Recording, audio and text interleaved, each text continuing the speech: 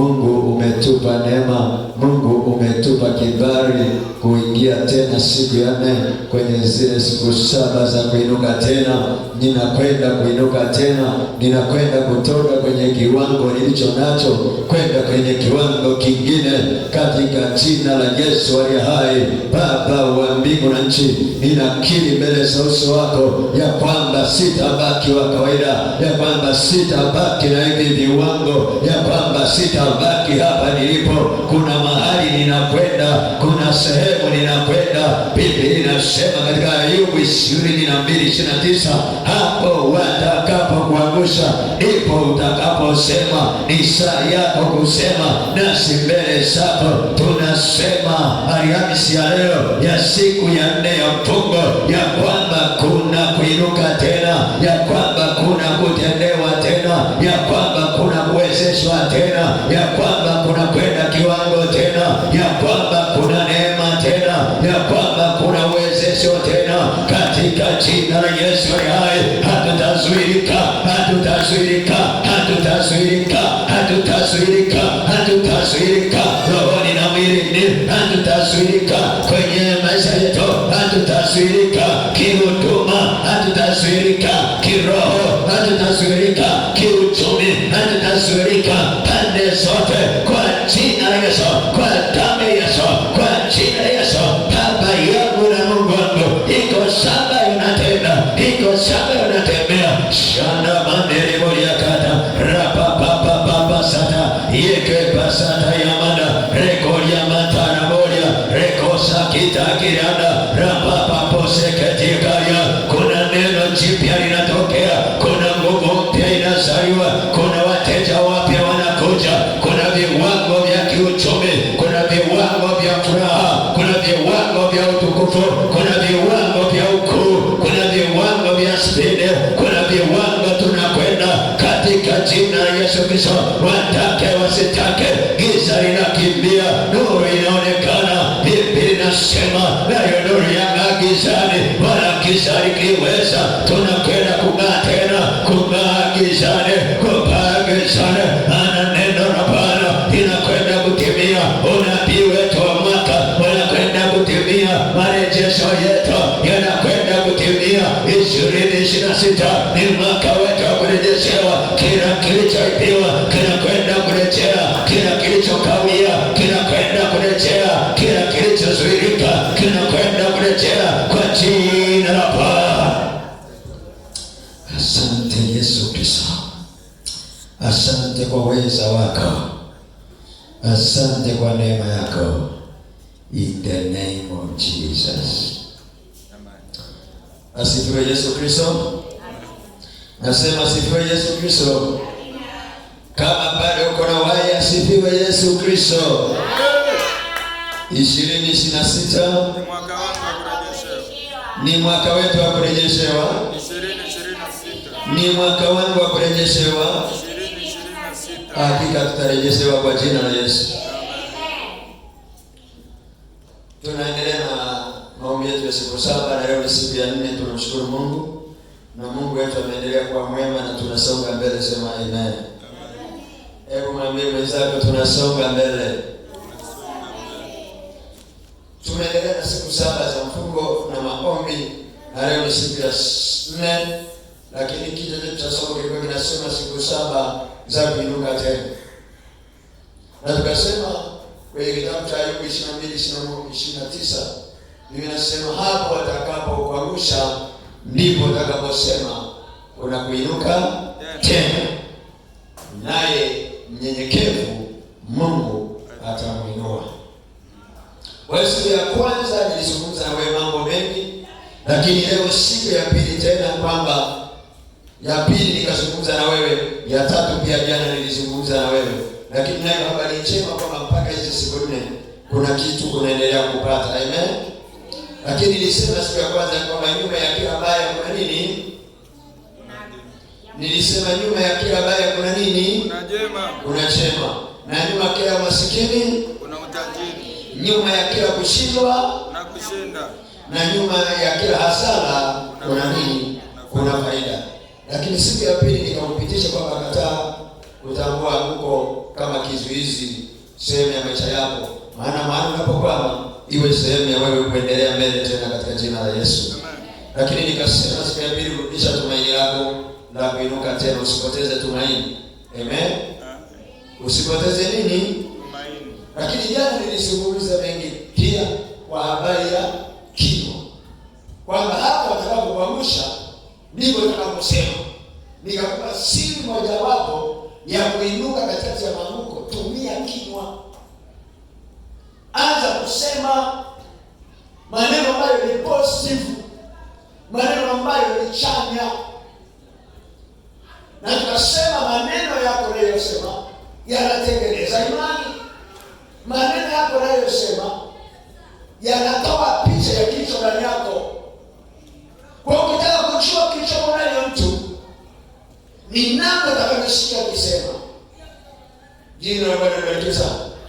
Kwa hiyo kwenye changamoto zote utakazopitia au unazopitia, anza kugeuza usemi, kinywa. Usemi wako mbele za Mungu kinaweza kuwa kielelezo cha wewe kutoa mahali ulipo. Na nikasema maneno ya kinywa chako ni ufunguo wa kukufunga au kukufungua. Lakini nikasema zaidi, Mungu anasikiliza unazungumza nini kwenye hiyo changamoto, na adui pia naye anatumia kinywa. Nikasema chagua kusema mazuri, chagua kusinene mazuri, chagua kunena kwamba mimi nitavuka mahali fulani. Haleluya kwa Bwana. Na tukasema Mungu anasimamia maneno ya kinywa, na adui naye anasimamia maneno ya nini? Ya kinywa. Haleluya. Haleluya. Amina. Tukaomba ombi moja, linasema Baba, kwa jina la Yesu Kristo, takasa kinywa changu. Baba, kwa jina la Yesu Kristo, takasa kinywa changu. Omba Mungu atakase kinywa chako, maana maneno yanaweza kuwa ni moto wa kuunguza vitu. Maneno ni mbegu ya kupanda mahali halafu kesho isae kitu. Kwa kuna mbegu za maneno umezipanda za kujiona mnyonge, za kujiona uwezi, na adui ametumia njia hizo hizo. Jioni ya leo tambua kwamba kinywa chako kimebeba mamlaka, kinywa chako kimebeba neema, kinywa chako ni upanga. Ukataa kuina kushoto. Hebu sema Roho Mtakatifu. Sema tena Roho Mtakatifu. Takasa kinywa changu, kianze kunena mema kuanzia leo juu ya maisha yangu. Sema Roho Mtakatifu, ninatamka kuanzia sasa maisha yangu hayatabaki hivi yalivyo. Ninakwenda kuinuka, ninakwenda kufanikiwa kiroho na kimwili kama ilivyoandikwa. Mpenzi, ninaomba ufanikiwe katika mambo yako yote na kuwa na afya yako kama vile roho yangu ifanikiwavyo. Sema kuanzia leo mimi ni tajiri wa kiroho, nimefanikiwa roho, nitafanikiwa na mwili katika jina la Yesu. Sema amen.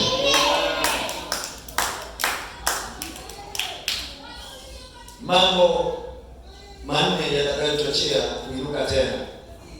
Mambo manne yatakayochochea kuinuka kwako tena.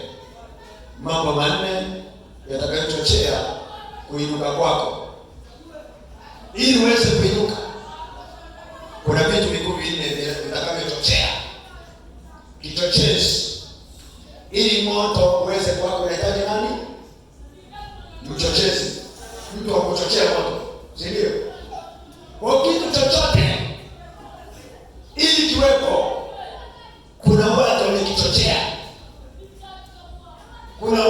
wamesukuma, kuna watu wamekisababisha.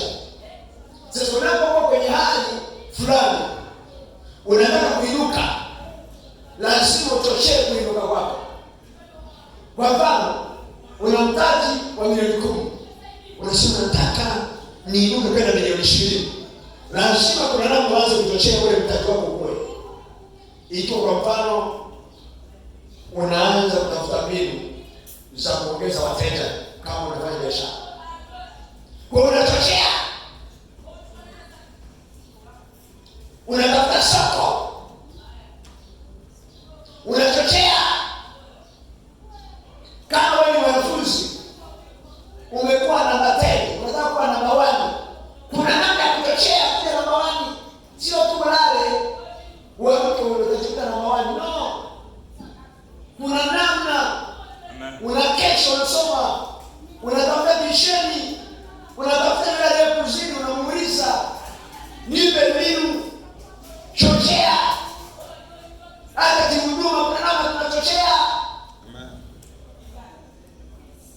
Unataka kuwa na ndoa iliyo bora, kuna namna tunachochea. Unawatafuta wamama, unaona hebu nipe hekima. Inaonekana umekaa na mume wako miaka 30. Mimi nina mwaka wa 4, lakini naona moto unawaka. Vipi, natamani kuiacha hii ndoa, na umenipe, anakupa hekima. Anaona sasa anza kuchochea hivi na hivi na hivi, unatafuta hekima. Sio mtu mmoja anaongea naye. Sasa leo ninakupa mambo 4 yatakayosababisha yanayochochea kuinuka kwako. Jambo la kwanza, kuyaacha na kutoyapa nafasi yaliyopita au unayoyapitia. Puuza. Nirudie kwetu. Kuyaacha na kutoyapa nafasi yaliyopita na unayoyapitia. Waswahili wanasema yaliyopita si ndwele. Tugaambie? Maanake kuna mambo ulishawahi kupitia. Na leo adui anatumia kama kisu kukukata. Kwa mfano, kuna mtu amepitia kufilisika. Aliwahi kuanzisha biashara kufilisika. Adui anatumia hiyo nafasi usianzishe biashara tena. Kuyaacha uliowahi kuyapitia.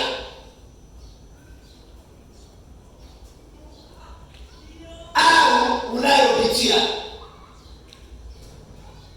Kuna watu wanatamani kuomba, lakini kuna mtu alikuja ukianza kuomba dakika 5 sasa, wewe acha kuomba hivyo na yale kitu cha kuomba unasema hali nikemea. Maana unashughulika na mambo yaliyopita.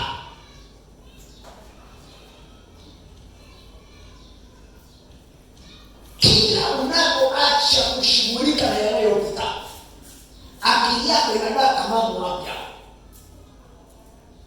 yameshapita.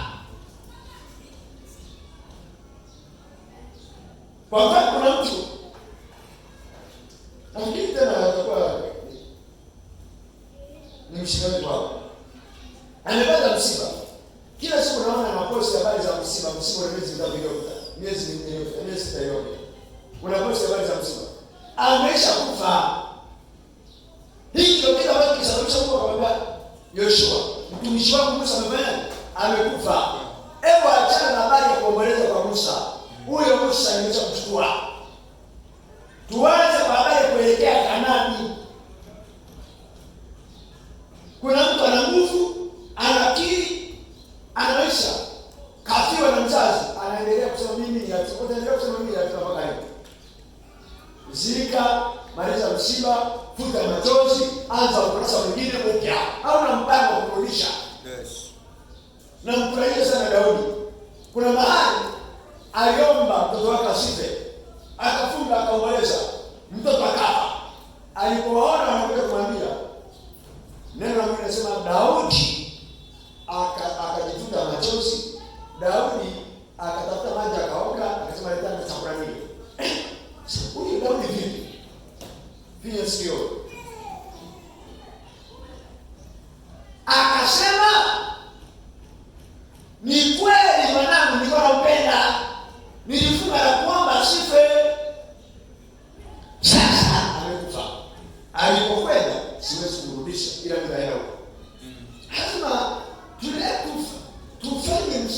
kwa sherehe.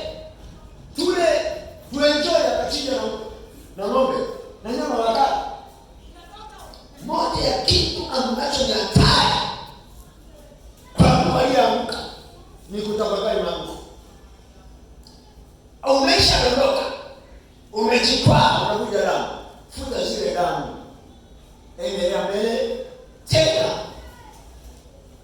Achana na yaliyopita wapendwa. Unatafakari ya mwaka 90 ilikuwa na mashamba 200, kulinyang'anya mashamba, hakuta shamba jingine. Kilichosababisha kumuinua Yusufu, akanyang'anywa kisima cha kwanza, akazulumiwa kisima cha pili, hakutoka.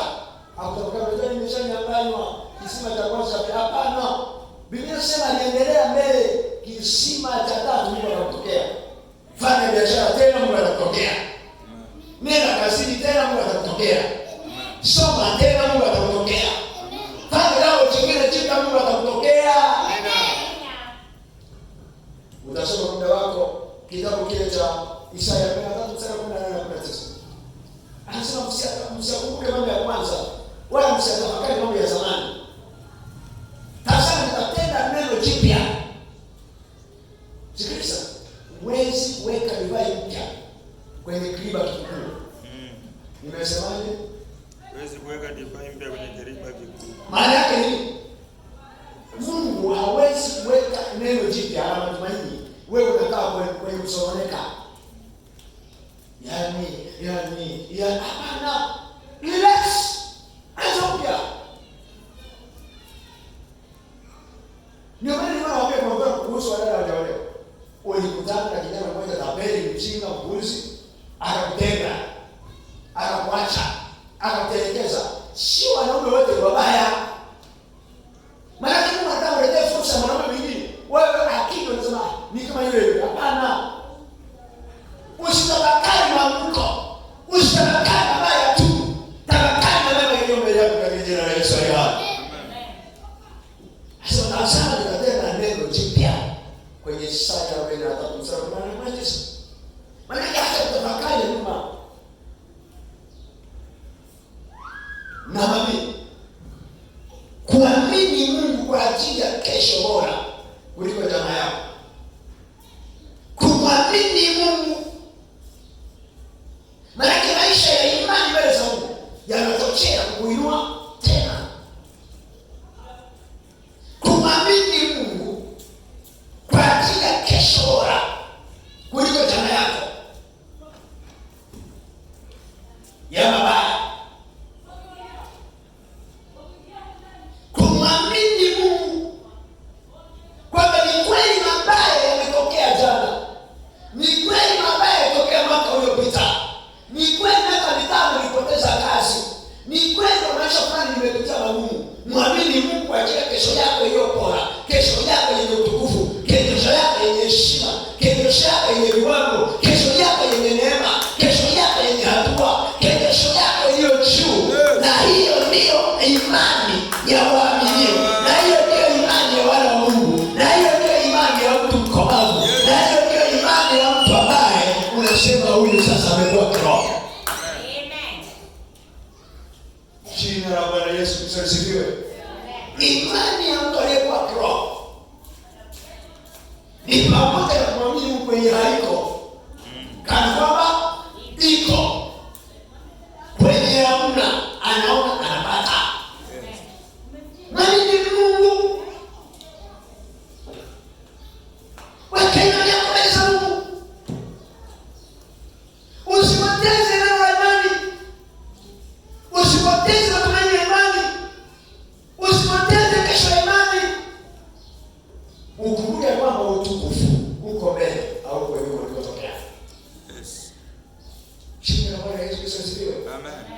Mtu ambaye anasema kwa kweli nimeanguka mno, nitainuka tena. Moja ya siri ya kwanza kichochezi ni kuwa na Mungu. Amen. Jina la Bwana Yesu Kristo lisifiwe sana. Amen. Nasema haleluya kwa Bwana. Amen. Maana mama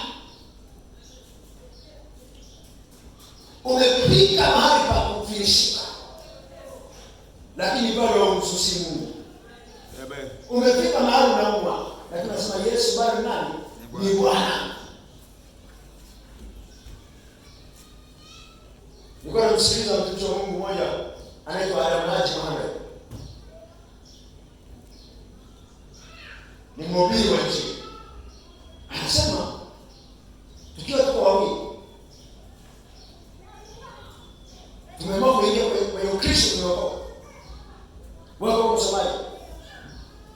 Anasema mimi nilisikia haja kidogo, nikasema mimi nitumie kama plani kwenye kichaka nijisaidie. Pale mimi naenda pale, rafiki yangu akakamata. Kada panga mkono akatenganisha ili akale Yesu, kwa sababu kumkana Yesu. Mmoja anasema wakamkamata sasa wakati. Tuambie leo tunakuja kukuua. Saa ya mwisho. Akasema sisi tunafundishwa na Yesu hakuna saa ya mwisho. Akasema mkiua hili ni mimi, hiyo bali inaishi. Akasema hebu tuambie kwanza wale wamekuja kumuua, akaanza kuwahubiria. Amen. Maana kwenye magumu bado akaendelea kumwamini Mungu. Unaona wenzako wamekuja na bunduki, wana mapanga, wana mashoka, wenzako wameshakufa bado. Lakini nasema bado hata kama kafa, ninatumaini kwamba bado Mungu yupo. Amen. Hata kama yote mabaya, bado kwenye hii ninamwamini Mungu. Kwenye kumwamini Mungu, maana ndio kuchochea kuinuka kwenye ile hali. Amen. Mtu yeyote aliyepoteza imani na Mungu, hata una upako kiasi gani, huwezi kumwombea kwa Bwana. Huwezi kumfungua. Na mtu mmoja anaitwa Kenneth Hagin. Nilikuwa nasoma kitabu chake. Anasema pale kanisani alikuwa na shemasi mmoja. Yule shemasi alishikwa kansa. Anakuambia hivi, yule shemasi mmoja na shemasi mmoja niliwapenda. Nilianza naye kwa huruma muda mrefu. Alitegemeza sana huruma kwa sababu alikuwa ni nesi. Akasema lakini pamoja na muujiza iliyotokea pale kanisani, hakuwahi kumwamini Mungu ndiye mbele. Anasema ni uwezo kuombea watu wenye kansa, watu wenye changamoto walipona. Yule dada akashikwa kansa. Anasema alikufa yule dada kwa kansa. Akasema nililia sana, niliomboleza, nilifunga kwa ajili ya yule dada. Yule dada kumbe moyoni mwake anasema pamoja na yote yanayotokea pale kanisa, siwezi kuamini kama ile muujiza inatoka kwa Mungu. Ile mshemasi pale anasema siku ya mwisho nataka hapo sasa. Imefika siku ya kufa. Kile akapewa ujumbe, nenda. Akamkuta hospitali amelazwa, akaongea naye. Akamwambia Mungu amenituma. Je, unamwamini Mungu anayemtumikia Baba aweza kukuamsha na kufanya anachosimama? Mimi kwa kweli Mungu wa yeye asimamie. Labda uniombee tu. Kama Mungu yupo, nikiwa nime mkono. Basi akasema mapenzi ya Mungu yatimizwe, akamwambia pale, akaondoka. Alipotika tu mgongo, akanyosha mguu. Nikaingia kwenye maombi kumuuliza Mungu anayeelewa. Ndio akanifunulia yote sasa. Pamoja na yeye kuwa pale, hakuwahi kuniamini mimi kama mimi ni Mungu mponyaji. Unajua kuna watu wanaamini Mungu kwamba Mungu sawa anaweza akakusaidia wewe ukifa wewe mbinguni. Hawaamini Mungu kwamba Mungu anatenda muujiza. Ndio. Hawaamini Mungu kama Mungu anaponya. Ndio maana jana nilikuwa nawapa mfano. Nikasema hivi, neno la Mungu ni neno lililovuviwa ambalo linakuja kwenye kinywa cha mtumishi wa Mungu. Nikakupa mfano, Yesu siku ile alikuwa anatembea kwenye huduma zake Yesu. Akapita kwenye nyumba ya mkuu Petro. Vipi mkuu Petro akakuta na Mungu. Eti homa. Yesu akisema homa ikamwachia pale. Haya. Nikamwambia kwa mamlaka ya Yesu, kwa neno lile la Yesu alitumia kwa ile dada. Mliona matokeo mmeona. Na sasa ni msima wa afya. Amen. Ni wewe kulijua neno lako kaligeuza. Sikiliza. Mungu hawezi kukutoa mahali ambapo unatakiwa utoke kama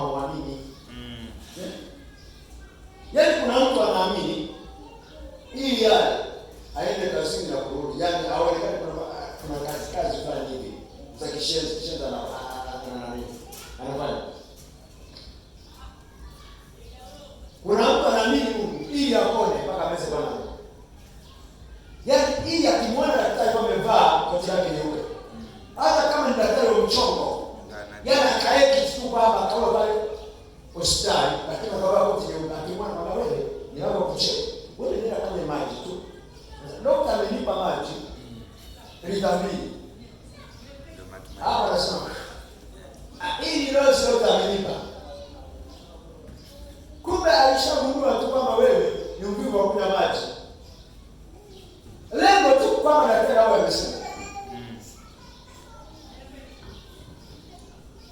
Lazima ifike kwenye kiwango ambacho chochea kiwango cha imani mbele za Mungu. Hebu pandisha kiwango cha imani mbele za Mungu.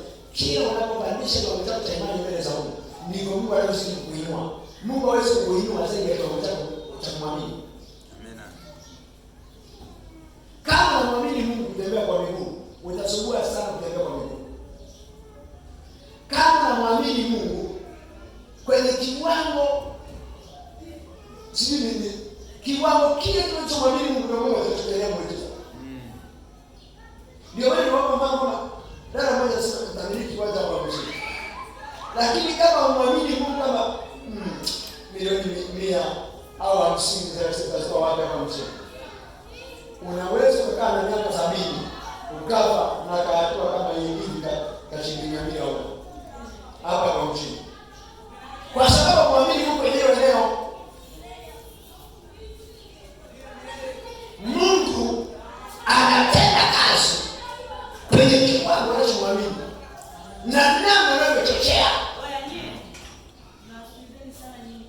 Asifiwe Yesu Kristo. Nisome kitabu cha Ayubu 8:7. Tulisoma. Kimbia kwenye Ayubu 8:7. Wakati anatafuta Ayubu 8:7 wewe. Sikiliza kitu. Imani itakuchochea mtu kumlaza kwenye kumwinua kwenye kitanda alichokalia. Kinaweza kuwa kitanda cha maskini. Kinaweza kuwa kitanda cha magonjwa. Kikawa kitanda cha taabu. Bwana Yesu Kristo. Amen. Ayubu 8:7. Ayubu 8:7 neno la Mungu nasema, tena ujapokuwa huo mwanzo wako ulikuwa mdogo. Tena ujapokuwa huo mwanzo wako ulikuwa ni mdogo. Lakini mwisho wako ungeongezeka sana. Kwa nini ungeongezeka sana? Kama utaendelea kuamini Mungu. Sikiliza, hatuamini Mungu kwa sababu tuna vitu. Yaani kwa kweli Mungu ninakuamini kwa sababu naiona hiyo speaker.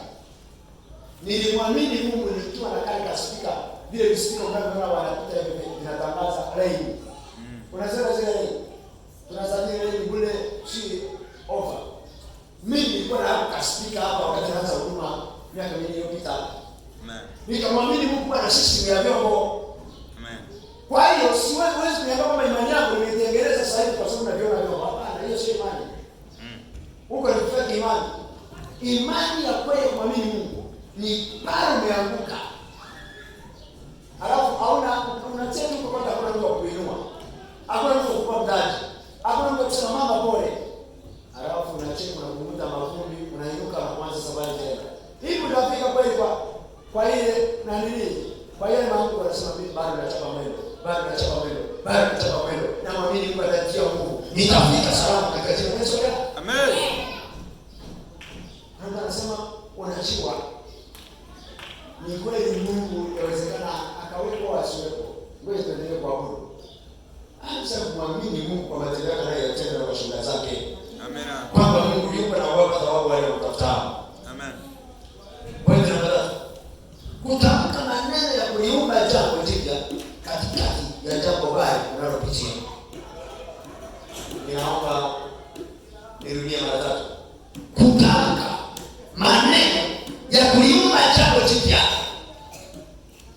Kutamka maneno ya kuliumba jambo jipya katikati ya jambo baya unalopitia.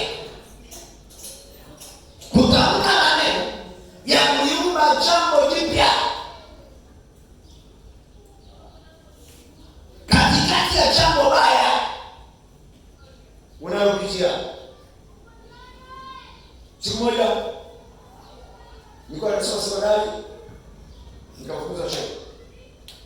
Nilipofukuzwa shule, nikaogopa kurudi nyumbani. Nikawa nimepotea kama mwezi. Mama yangu akaanza kutafuta njia za kunitafuta. Akanitafuta. Nikarudi nyumbani.